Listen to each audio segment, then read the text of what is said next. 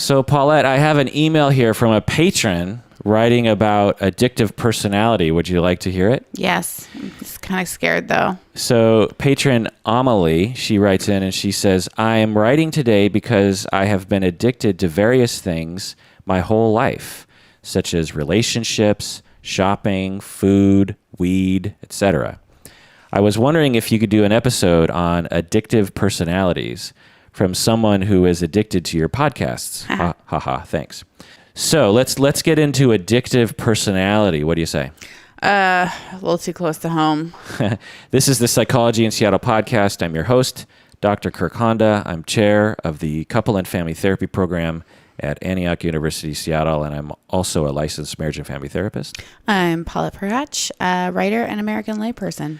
So addictive personality, is this term used in my field, do you think? Is it a term that's used in the clinical world? Probably not, because everything I know is a lie when you... Whenever I ask a question such as that. Yeah, whenever I think I know something about psychology, you're like, that's a myth, that's a lie. Well, you've learned, Padawan. It's you're right. It's not. Addictive personality is not a term used in my field at all. Aside from some research, but clinically speaking, addictive personality is a term used by lay people. Let me ask you another question. Is addiction a disorder in the DSM? I have the DSM 5000. the DSM-5 in front of me. Is addiction a disorder in the DSM? Oh, God, I would think so. Yeah, but it's not. They don't use the word addiction for a number of reasons. They use the word alcohol use disorder or cannabis use disorder. Yeah. So it's basically like problematic use, not because did they have it for everything? It can be like shopping use disorder, sex use disorder. You can have compulsions, and did they include gambling? I know there was a hope to get but the chapter on substance use is called substance use, substance related and addictive disorders. So the word addiction is used in the chapter title, but none of the disorders actually use the word addiction, because the word addiction is a complicated topic, you know, and in the clinical world, we tend to over the years have tried to avoid that word for a number of reasons. But okay, but what is the definition in our? Well, let me say before moving on what the alcohol use disorder or other kinds, how they define that. They define it in the DSM, for instance, alcohol use disorder, a problematic pattern of alcohol use leading to clinically significant impairment or distress, as manifested by at least two of the following occurring within a 12-month period. So they have 11 different criteria. So if you just meet two of these, you have at least a mild case of alcohol use disorder. So one, alcohol is often taken in larger amounts or longer or over a longer period than was intended. Two, there's a persistent desire to cut down, but you can't, you're not successful. You spend a lot of time related to alcohol. You have cravings. You recurrent alcohol use resulting in the failure of obligations. Continued use despite having problems. There's impairment. You use when you're in situations when it's not really good for you. You continue to use even though you continue to have problems. You have tolerance or you have withdrawal symptoms. So it's pretty easy in DSM-5 actually to meet the minimum threshold of alcohol use disorder. I mean, how many people have drank alcohol in greater amounts than they intended? Yeah. But I think the rest of those points are really... They're pretty much what I would expect. Yeah. And I would say that I agree with those. Okay. Right. So they define that as alcohol use disorder. There's also disorders, alcohol intoxication, alcohol withdrawal, blah, blah, blah. But anyway, okay. So what's the definition of addictive personality in our culture? Since it's a cultural term, what is the definition? I think, and I consider myself to have an addictive personality. And for me, it's kind of when you latch onto something and have a compulsion to keep doing it over and over. And the first thing that I remember this feeling about is playing with fire. Oh, really? When I was little. I could not stop playing with fire. And my best friend's dad kept catching us playing with fire. And he said, if I catch you again, I'm going to take you and you're going to volunteer in the burn unit at the hospital. And I was horrified and so scared that that was going to actually happen. But I still played with fire and like could not stop. I was totally addicted to it. And it kind of makes me laugh now, you know, but it was this compulsion to keep doing this dangerous thing, you know. Why did you do it? Did it feel good? I just was like, I don't even know how to describe it. It did just feel like an addiction. Like I just want to keep playing with this fascinating thing, you know, and. But was it because you felt good when you did it, or it felt good to rebel, or it was, you know, what was the reason? I think, you know, I just watched this Chelsea Handler show. Have you been watching that at all? Yeah. And she says, like, I just like being bad and doing bad things. Okay. And that's kind of, I've always liked to just be bad and do bad things. So if it was not bad to play with fire, you would not have cared so much about it? Maybe, but it's hard to know because, you know, I think we're probably as humans like fascinated by fire in general. Yeah. I wish maybe adults would like take kids out back and be like, here's about fire. Like, you know, we want to keep kids completely away from it, but it's such a interest. You know, it's like a lot of things when you're growing up and there's this powerful thing that you're not allowed to touch. It just makes you want to mess with it more. Yeah. Totally. We did that all the time with like firecrackers and stuff. And, you know, I feel like I probably set more fires before the age of 10 than I ever did after 10. Okay. So you're saying that the cultural definition of addictive personality is someone who has a higher rate of becoming obsessed or compulsive about a particular activity. Yeah, someone who exhibits those behaviors around multiple things throughout their lives. Multiple things. Yeah. Not just one thing. Not just one thing. So it has to be like several different individual compulsions. I think most people would agree with that definition if you went around and asked people like, what's an addictive personality? Yeah. Yeah. That's what I would say. People will refer to it as someone who has a history of a variety of addictions, like cigarettes or pot or gambling or sex or relationships. They can, you know, recall several bouts of and seemingly unrelated activity. You know, if you were addicted to cocaine and then crack and then, you know, meth, you know, those are all in the same category. But if you're addicted to gambling and then to shopping and then to alcohol and then to caffeine and then to hiking and then exercising, and you know, it's like then we start getting into what our culture would define as someone who has an addictive personality. It's like taking things to extremes. Yeah, right.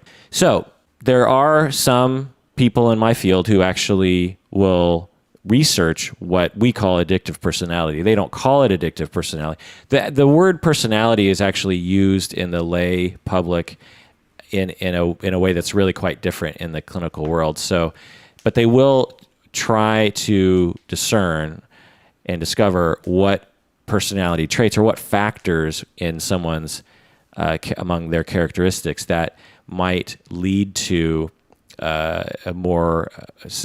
someone to be more susceptible to any kind of addiction. You know, why would they want to study that, do you think? Because it's a big problem. Yeah, but why would knowing information about addictive personality help us as a public? I mean, I think knowing, the more knowledge you can gain about, quote, your enemy, the better. You know, the more you know about how it functions, maybe you can put a stop to it in some way. Yeah, exactly. What percentage of people in the U.S. have what researchers might refer to as an addictive personality, do you think? What? 20. Close, 15. All right. I'd say that's a right answer, 20. It's pretty close. Research suggests that 15% of the U.S. population has what we might call an addictive personality. That's a lot of people. It's a lot of people. Now, that isn't to say that only 15% of people suffer from addictions. It's more than that suffer from some addiction in their life. It's 15% of people that suffer that have personality traits that lead them to suffer from many addictions throughout their life. Yeah, like if you start using, you don't have to have an addictive personality to get addicted to heroin or something, you know? Right. Now, as a caveat, some assert that there's no such thing as an addictive personality in my field. The reason why they'll say this is because they'll say, look, anyone can become an addict under the right circumstances. So why would you identify some people as having a personality that predetermines that they're going to have an addiction when anyone can have an addiction? Well, I think it's good to know that there's, for example, if there's a high rate of addiction in your family, you know, or you're kind of predisposed to addictions, to kind of watch out. Right. It can help us. But what it implies is there are people who do not have an addictive personality and therefore do not have to watch out for addiction in their life. You know, I don't necessarily agree with people that assert that there's no such thing as an addictive personality. I understand why that they will attack it. You know, if we say there's an addictive personality, then we're kind of stigmatizing people with addiction. We're saying, well, there's something wrong with them, which, you know, we should just try to get rid of stigma in that way. Also, there are some people that will say, well, I'm not one of those people, so therefore I'm not an addict. And so people can go into denial because they'll say, I don't have an addictive personality, but yeah, I mean, I drink alcohol a lot, but I don't have an addictive personality, so therefore I'm not an addict. And it can help someone to stay in denial. And again, the solution to that is just to help that person not be in denial. Okay, so what are the factors that lead to the development of an addictive personality? You mentioned one, genetics, which is true. There's some research that suggests that addictive personality traits are heritable. What are the personality traits associated with addictive personality? Just having a good time. No, I'm just kidding. Impulsive. Well, okay, impulsive, good. Actually, that's great. But having a good time is actually related. How might you describe that, having a good time? I don't know. Well, in the clinical world, they describe it as sensation seeking. Oh, wow. So that's very me. Is it? Yeah. How do you know? Because I listen to like spiritual talks about, you know, always seeking the next new, like even foods, the next new flavor, the next new experience, traveling, and these things that, you know, a lot of spiritual people, I don't want to say like spiritual people, but a practice of living a more spiritual life can be, you know, kind of eating the same thing every day, wearing the same clothes every day, doing the same thing every day to kind of like dull those sensations, like the novelty of life. And when I see that, I'm like, oh my God, I'm such a like novelty seeker or like new thing. I love trying new foods and like, I love all that. And so to try to find the balance there and to realize that like seeking that thing can be destructive. Yeah. Because like, you know, in some ways it's like curiosity killed the cat. So it's like trying all the things. You know, we talk a lot about how I really like living right on that edge where it's like a little wild, you know, and to see things that not everyone sees. I had kind of a wild story from last weekend, but then it's like some people fall off that cliff. Tell the story. Know? So you fell off a cliff? I'm going to tell the version of it I'm going to tell. This is all truth. Internet version? So internet version. Basically, we went up to Vancouver to see Eckhart Tolle, who's one of my favorite spiritual writers. And so I'm picturing quiet Vancouver weekend. Well, we have this friend in Vancouver who invites us to go to a rave. So I'm like, all right, I've never been to a rave before. I'm 33. So I'm like, okay.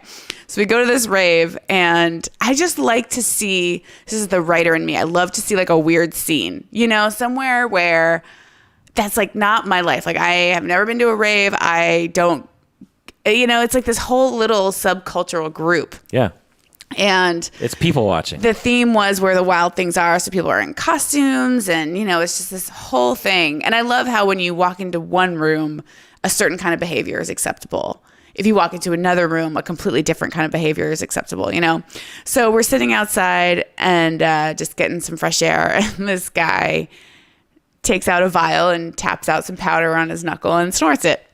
right next to me. And I was like, oh, I've been watching so much Vinyl lately. I feel like I've been seeing that every 2 seconds because on the show Vinyl, the guys... Is that a good show? It's a great show. Okay. I've been thinking I would enjoy it. Yeah. So he has like this major coke problem. So he's like snorting coke all the time.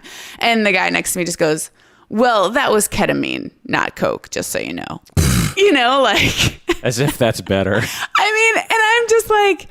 It was just so funny. He's like, I want you to know I'm snorting, and I've never done coke in my life because literally there's one episode of what's it called? Intervention that made me be like, I don't need a coke habit, Because you have an addictive personality. Because I know that I have an addictive, so like, I'm just like, so I've never done coke. I've never done ketamine, like, but to this guy, he wanted to make sure that I knew that he was doing ketamine and not coke, that mattered to him. Yeah.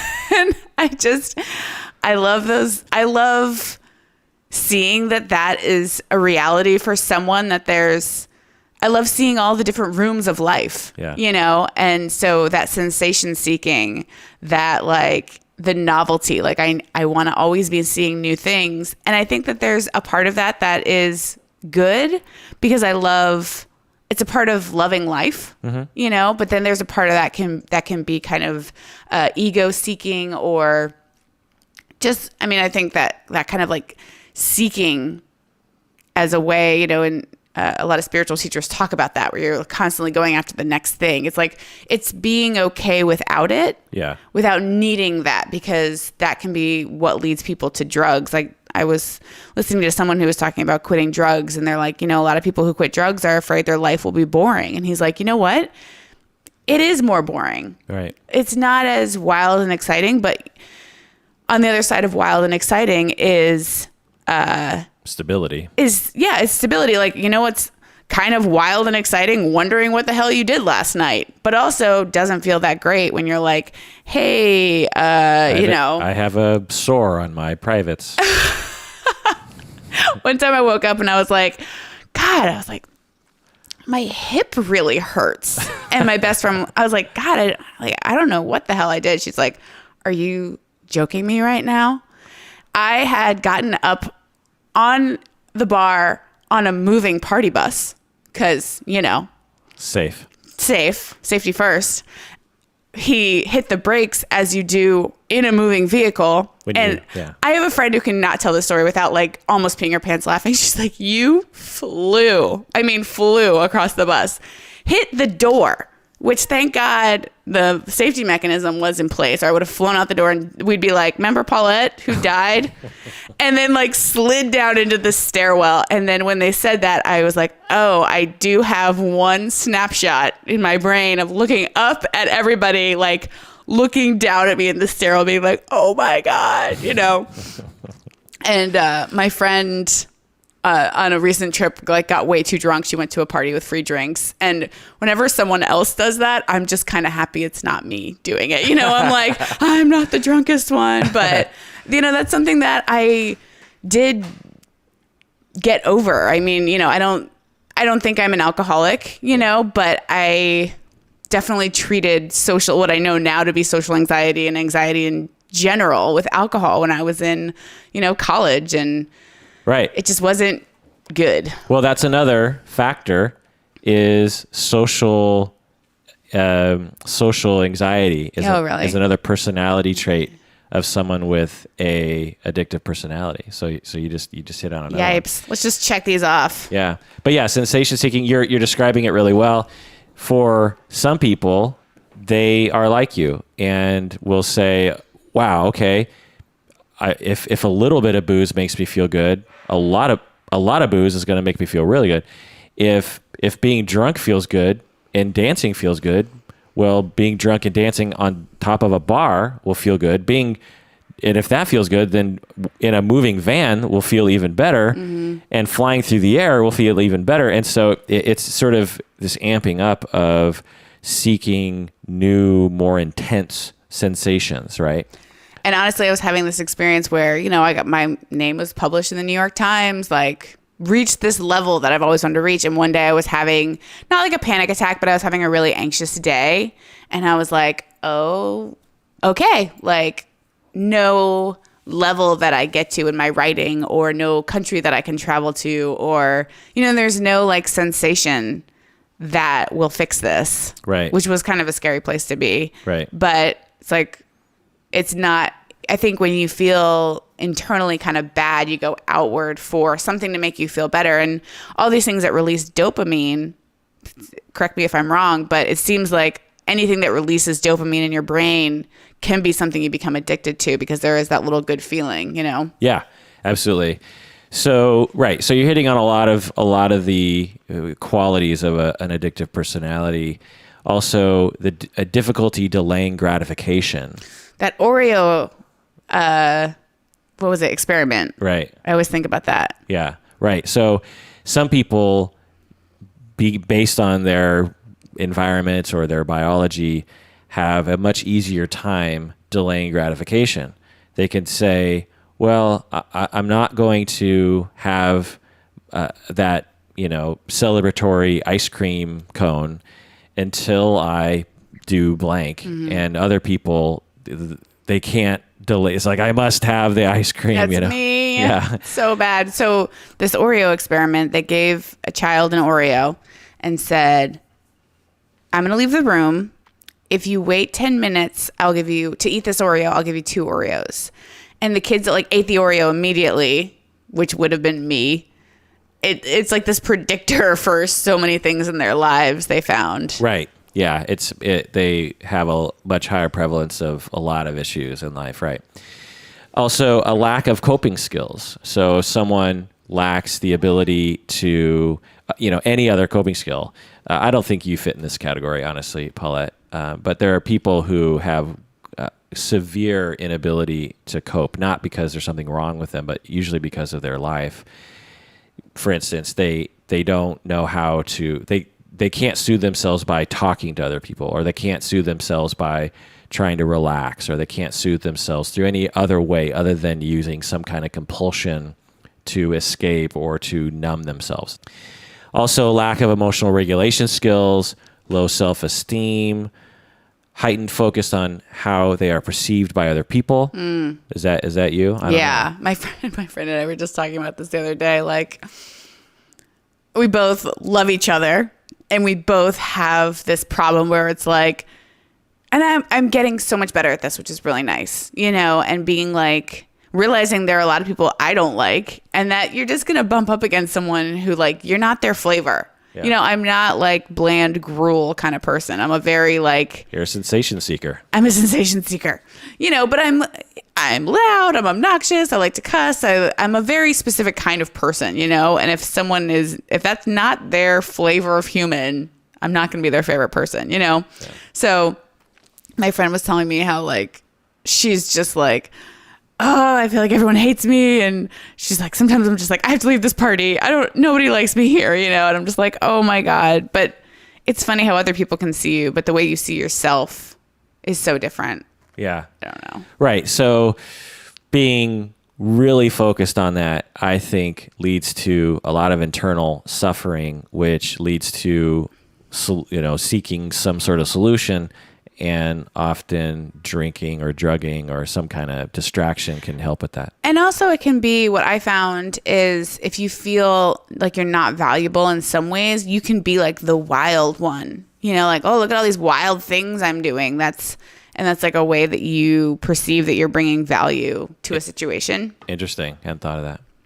Also, another factor is loneliness. If someone's lonely, that will lead to addictions or an addictive personality. You don't suffer from this, I don't think, Paulette, but if you can imagine someone being lonely and wanting to have some kind of contact with people, becoming compulsive with certain things can distract you from that loneliness, right? Mm-hmm. Also, a value of nonconformity. So someone who doesn't like to conform to social norms is more prone to addiction. You don't like to conform to social norms. Mm-mm. You cuss. You like to push the envelope, and so that's another factor. Also, people who are stressed, people who have stressful lives. This is one thing that I've come to realize in my older age is how the reasons why Kurt Cobain and Elvis and Amy Winehouse and all of these famous people became so problematic with substances, even though they had everything going for them. Because when I was a kid, I'd say like, well, that's Kurt Cobain, or, that's Elvis, or, certainly everyone loves them. So why would they be stressed out? It seems like they'd be the least stressed people on the planet. As I get older and frankly gain more power in life, I realize that power equals stress. The more power, the more responsibility you have, the more eyes on you, the more stressed out you become. And albeit, people get older, they should have more skills to cope with it. But there's a certain threshold that no one can handle. And a very effective way of eliminating that stress is to numb yourself through substances. And so when we put these pressures on individuals, they get into this loop where the only way they can cope is through those substances. Kurt Cobain, Amy Winehouse had problems with substances anyway to some extent, but you add in the grueling life of being on the road and all of those, just all the terribleness that happens in life, when you're in a life like that. It just, you need something to cope, and people will turn to addictive behaviors to cope with it. Does that make sense? Also, being extroverted, I think you've been basically, if you're extroverted, you're more likely to have an addictive personality. That's interesting. Yeah.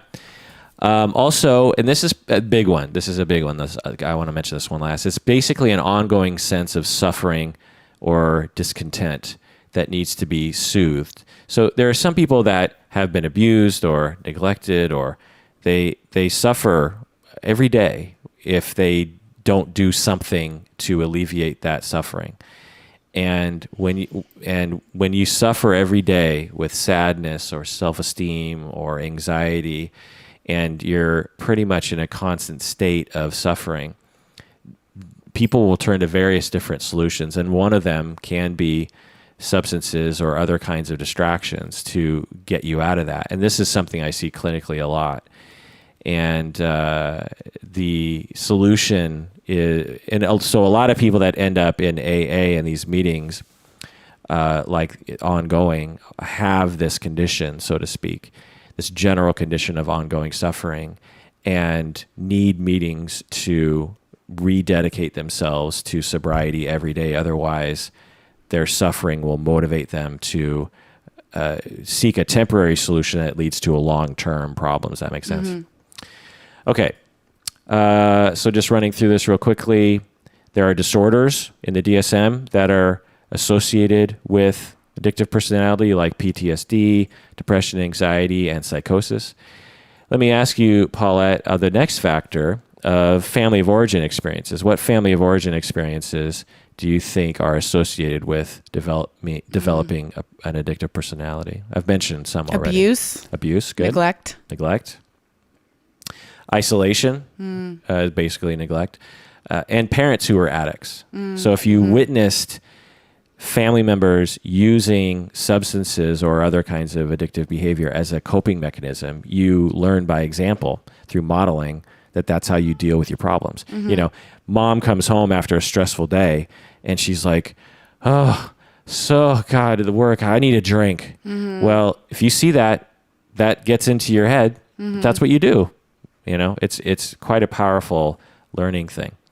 Environmental factors or life circumstances is another factor, like I mentioned, stress and grief. When you are going through a loss, the temptation to use an addictive process to cope with the grief goes up. And it might even be somewhat functional to some extent, but it can become dysfunctional.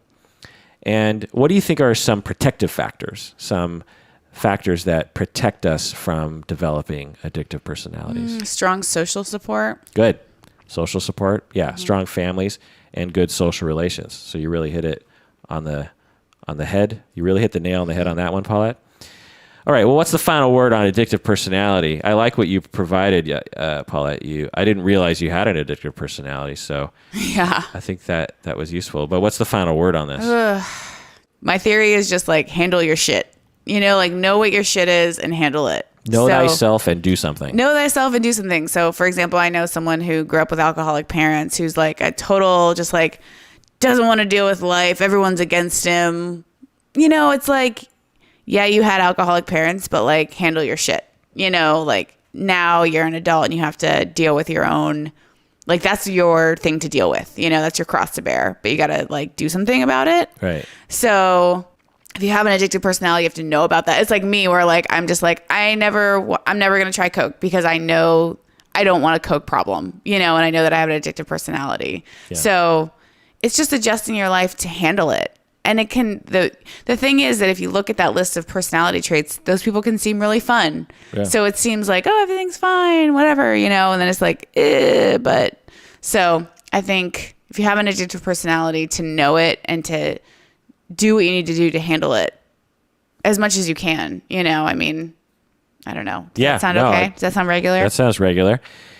The only thing I'll add to that is for people who are suffering, which I think people with addictive personalities often are suffering, there are other ways of reducing that suffering other than using addictive processes.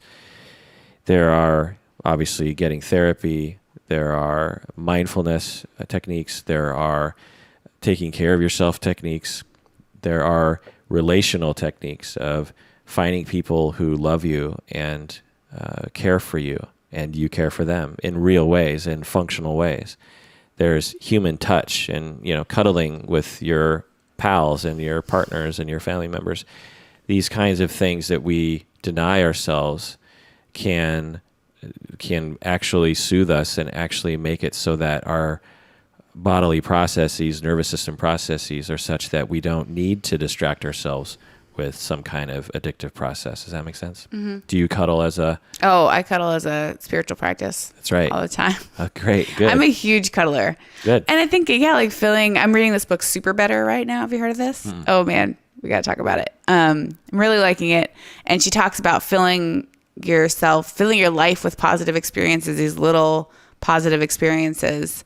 I really like that idea, and building your life for success and remembering all these things that our culture has completely forgotten. The joy.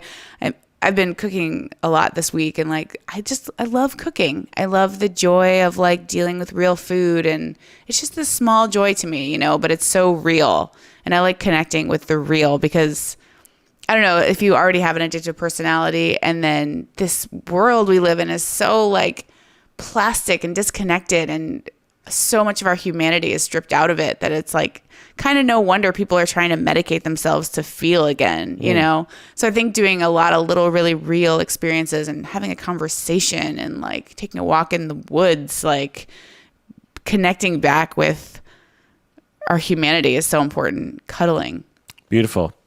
That does it for another episode of Psychology in Seattle. Thanks for joining us out there. Please take care of yourself because you deserve it.